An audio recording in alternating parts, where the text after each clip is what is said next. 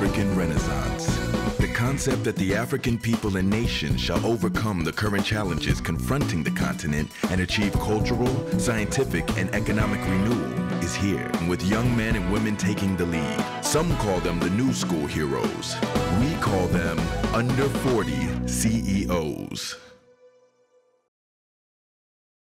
As the Chief Executive Officer for both EIB Network and Empire Group of Companies, Bola Ray is helping to mold the dynamics of the contemporary media landscape in Ghana and even beyond. Determined to steer this change, he has paid his dues, climbing up the ropes of the industry, and is a major youth influencer in Ghana. Now, does the date, 26th of August 2015, ring any bells? Well, 26th of August 2015, not really, unless you want to. Well, that was the day that you were relationship manager at Data Bank for one day. How did that work out?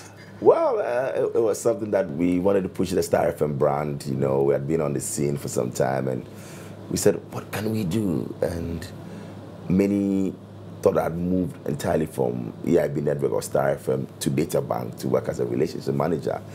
And, you know, it was all over social media. It was flying around. Ebola had quit, EIB and all of that. And we got the traction that we wanted. But for me, the experience was awesome. Working as a relationship manager at Data Bank and serving customers and explaining, you know, to them. The bank's products and all of that. The products, yes, exactly. But it was fulfilling. It was rewarding as well and an eye-opener. For me, I got to know that, hey, there are a lot more people down the ladder who are investing. If for nothing at all, it made me appreciate investment the more.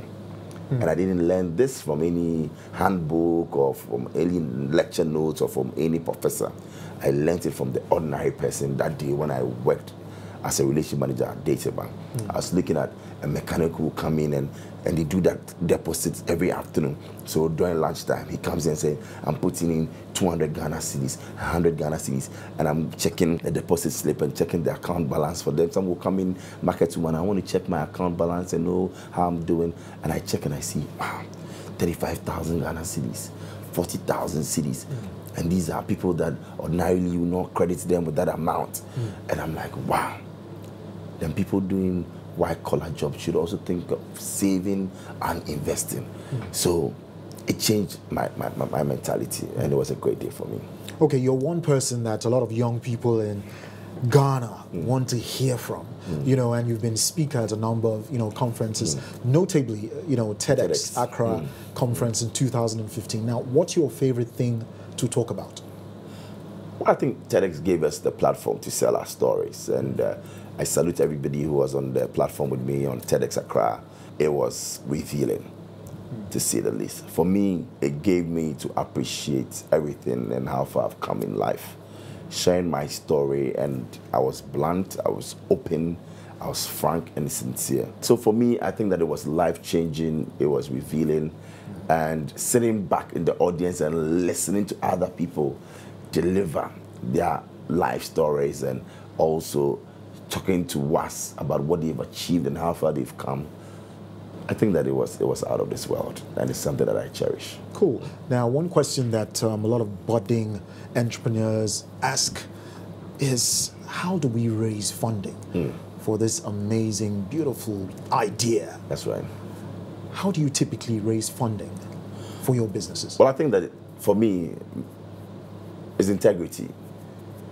Many people will say, well, you have to go to the banks and get the monies, and yes, it's important, but it's your character. Somebody might listen to your story, you might have a great business proposal, people will have the funds to support, but are you frank, are you sincere? For me, I speak from the heart, and like I said earlier on, I am what you get. So I think that integrity has brought me this far, and also loyalty. You know, you are true to what you say, and you run along with it. And for me, I always tell people that just give me that little chance, and you'll be proven right. So, yes, it's good to go out there and say, I want the funds, but for me, it's not entirely about the capital. I started off one of my companies, Empire Entertainment, for my car boots. I remember when I used to go to places like Vega Food, so I'll go to MTN for businesses, and they'll ask me, so where's your office location? Something told me one day to lie at Vega Foods and tell them, oh, I'm somewhere. But I said to the Indian man, I remember so well, the chief marketing officer then, and I said, well, I don't have an office. I open for my car boots, but I have my core card. I'm looking forward in the next year to have an office space. And he says, wow, for your frankness, I know of a friend who's a Lebanese who can assist you get an office space. And one conversation led to another and all of that. And led to somebody who got me a place to start off, just some 2 rooms to start off my business. So I think that it's just being forthright. It's just being able to tell the truth. It's just being able to say it as it is. Then the funds will follow. It's good to have a proposal and go to the bank, don't get me wrong. But sometimes you can raise the money amongst family, amongst friends, if they know that we are hardworking and we're sincere. Okay, now talking about integrity and speaking the truth, I read about the dairy's lawsuit against you, and I know that, you know, you must have had your fair share of challenges as a business person. Now, what are those challenges that you've had to overcome to make the strides that you've made so far? Well, I think that it's just being yourself. With the dairy lawsuits, it's something that we got interested in because, you know, but corruption is a big thing. And having judges of that stature, of course, of the high courts of the land, being involved with that. And Anas, who did an investigation, is an ace investigative journalist. And with the evidence that were presented, we thought it wise as a station or a media outlet to also follow and dig deep. We didn't judge anybody. We just presented the facts as they were. So it was nothing new. We didn't go deep or the background to also come out with our own facts or stories or anything. We're just reporting what Anas had done. And we took the risk by also partnering him to premiere the video. And that's where the lawsuit started, because there was an injunction on it not to show, and then, you know, the Chief Justice came and the Supreme Court overruled it and said that it can be shown. So we went ahead. But clearly, it's a matter that is before the law courts, so I don't really want to get into it that much. But for us, it's about the principle. And I want to tell you that even one of my seniors at school is part of the judges. So just imagine, I know him to be, I don't want to mention his nickname on air and all of that, but this is a senior that I had a lot of respect back at school. When I was in Form 1, he was in Upper 6. And when we met at the law courts, we started exchanging pleasantries. And I told him it's not something personal. It's a cause and a fight, and it's based on principles. And we still talk, you know. So, and Justice Derry, I took a picture with him, of course. I was with him and his son and all of that. Those are the issues. Let's see how it goes. Sometimes you are dragged into an issue because you reported it.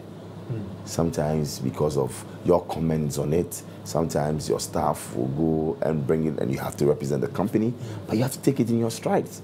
We've had several lawsuits. Some we've won, some we have to go and settle one-on-one. If it comes to we apologize, we've done some online stories that people thought we quoted them out of context. And you go back and you listen to the tape and, okay, this place, I think that we got it wrong. Clearly, we do the honorable thing by apologizing, but 95% of the time or more, we've got it in the right. This is Under 40 CEOs. Okay, so you're married to Dorcas and Right. have 3 beautiful children. I know 2 boys and a girl. Yes. Pharrell, Adele. Marcel, and Adele. Oh, I'm good. You're good. You got it right. You got it right, Mr. Fab. All right then. So, I mean, how do you balance work and life? You know, it's like people say, oh, it's achievable, and others say it's a myth. What side are you on? Well, I think that it's achievable, yeah, clearly. It's a reality, and it has to do with you planning and organizing yourself very well. For me, whatever I do, I set out to plan it first and organize it, you know, and coordinate it. It doesn't come easy. Sometimes one has to give for the other, you know.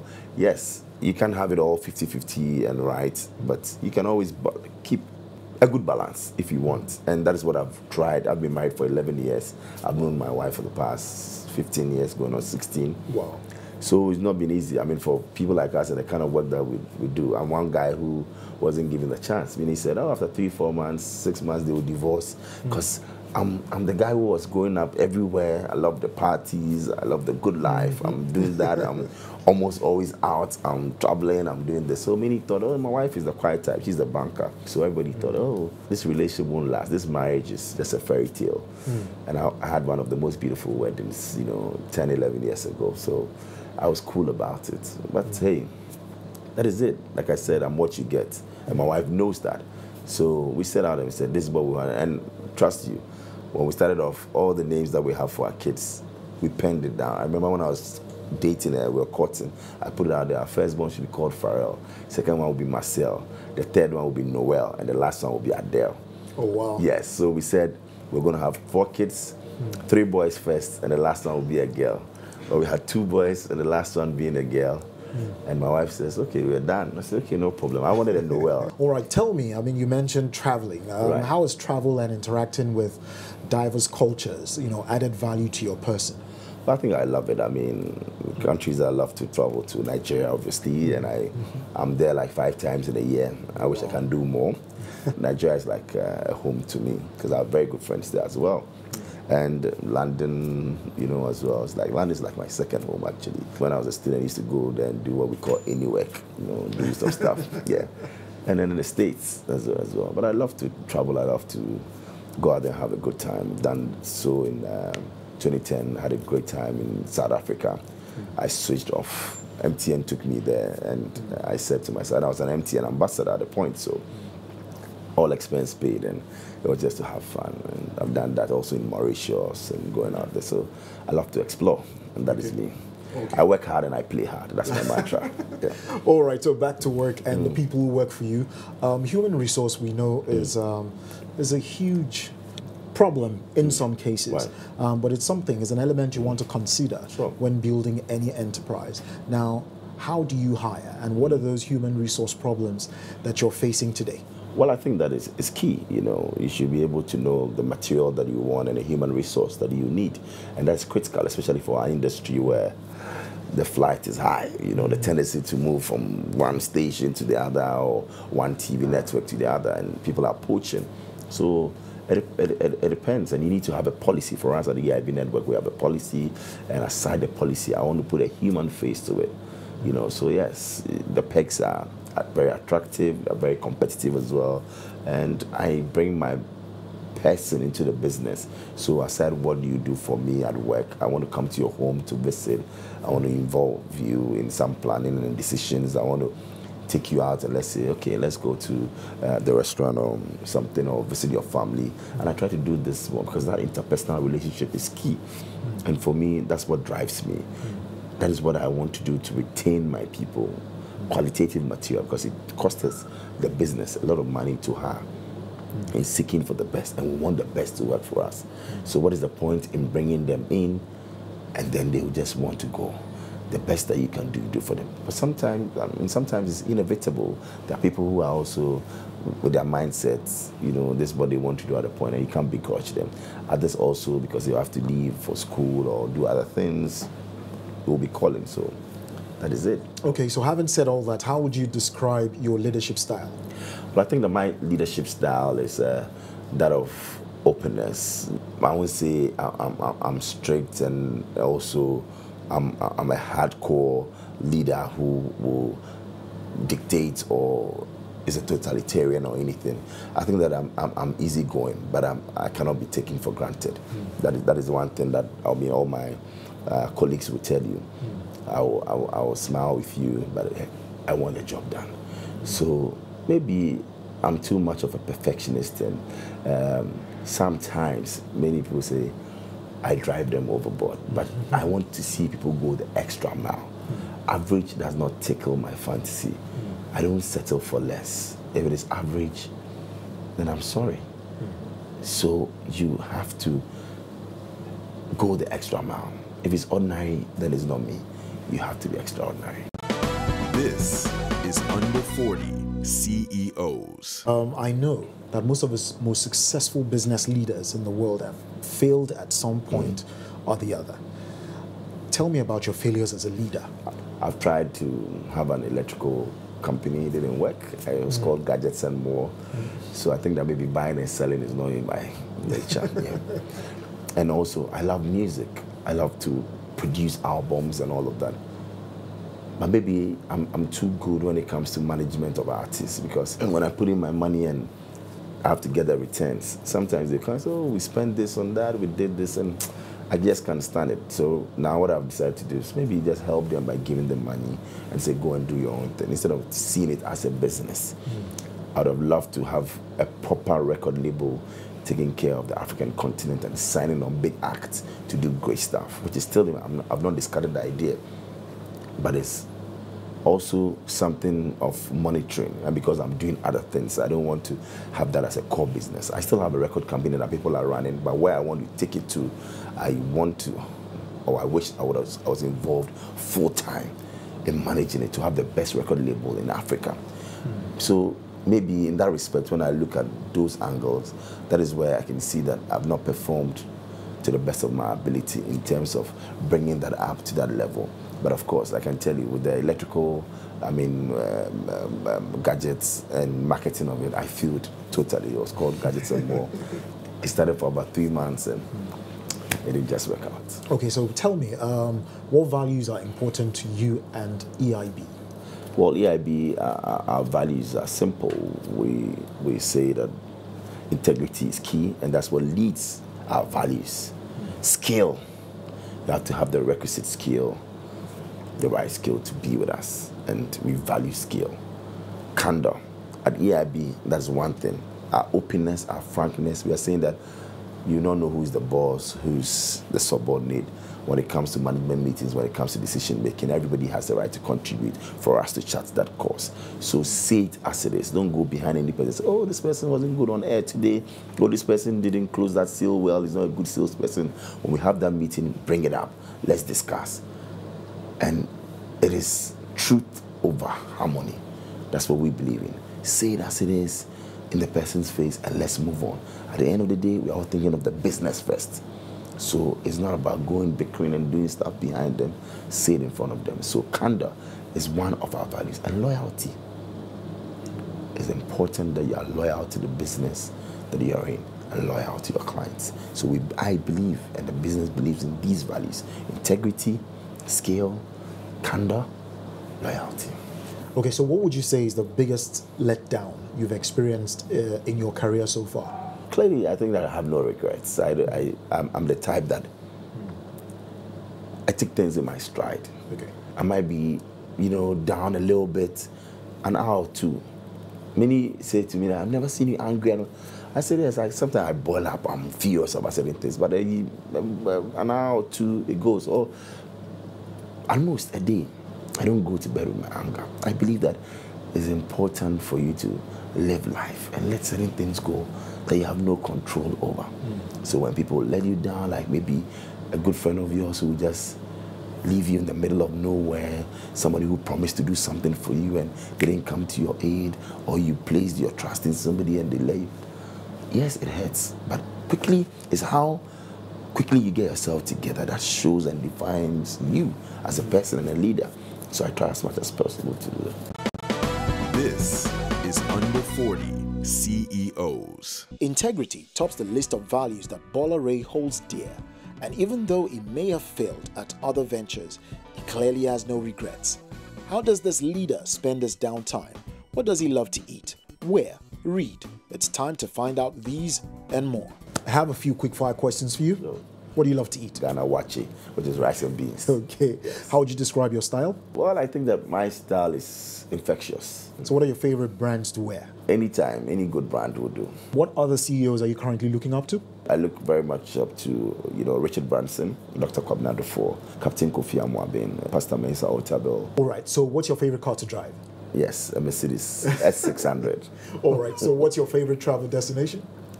Dubai. So what's your favorite book of all time? Well, I think it will be the Bible. All right, then. And what book are you reading right now that is not the Bible? That is not the Bible. I think it's by Jack Canfield, and it's called Chicken Food for the Soul. So lastly, please tell me, Bola Ray, what makes you happy? Well, I think I love to be around intelligent people and people who have drive makes me happy. Thank you for coming on Under 40 CEOs, Bola Ray. Thank you, Mr. Fab. And of course, like I said, continue doing what you're doing. Continue to make Africa proud. Thanks so much. You're the man to beat. Thank you so much. Thank you. Hello, everyone. My name is Bola Ray, and you can be an Under 40 CEO.